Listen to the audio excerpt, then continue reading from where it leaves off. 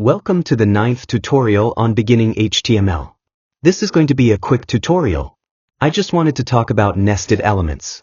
What nested elements? It is putting an element inside another element. It's that simple. Now, the only element that is not inside another element is the HTML element, and that is called the root element.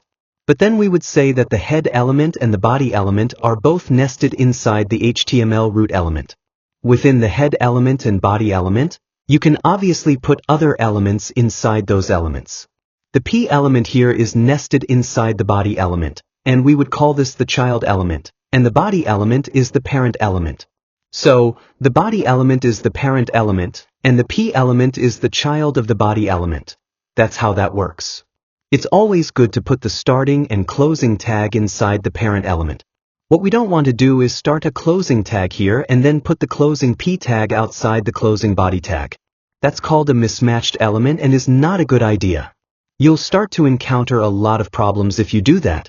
So just remember to always keep the elements nested inside each other and keep in mind that parent-child relationship. Okay, as I said, this was going to be a short video. That's it. I will see you guys in the next video.